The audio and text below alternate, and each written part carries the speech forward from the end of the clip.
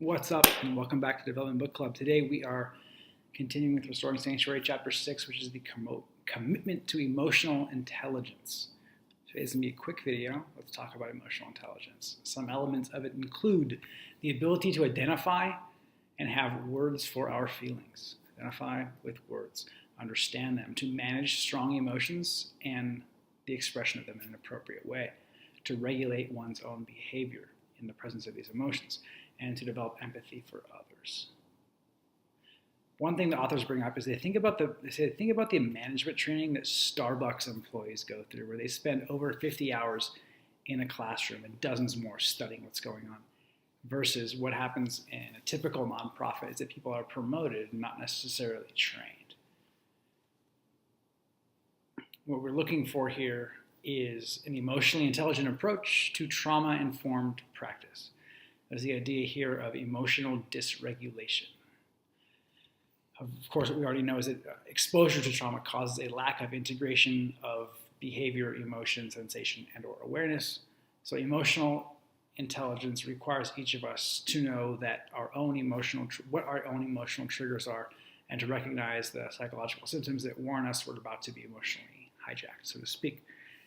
And the emotional intelligence piece really kicks in when they talk about symptoms. Think of these symptoms as, what if we were to think of them as just the best solutions that our clients have been able to come up with to help them manage unendurable feelings that accompany the lack of integrated experience they have. So basically, when they're just like, I can't stand this, this is all I know how, this is what I know how to do that will best help me regulate this.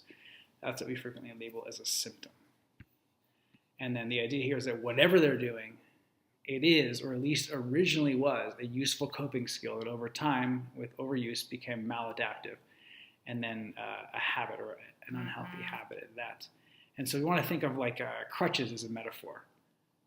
So we can, this can be used in interviewing a client about their actions. We ask questions about what would you ask a person using actual crutches, but substitute their behavior for the crutch. And so this idea, crutches have like it's a crutch. We think of it as a negative connotation, or as a metaphor. But the crutches exist for a reason, and there's an appropriate use of them for an appropriate amount of time. So from the client's point of view also, their behavior is helping them fend off something even worse from their perspective, right? And the idea here is that hurt people hurt people. People who have been hurt hurt people.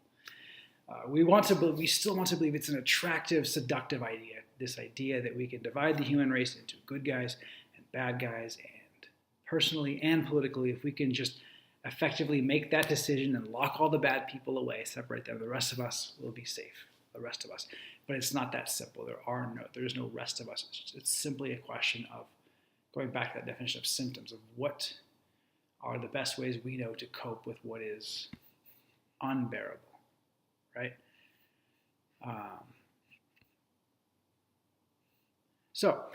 This chapter mentions, one quick aside is that it mentions people being in human service professions or human service delivery organizations, to use a ridiculously silly term, as being grossly underpaid, page 178. And I think that this is an unhealthy thing to believe. We are paid less than people in for-profit businesses, but what is the assumption that we walk around with if we believe we're undercompensated for our work?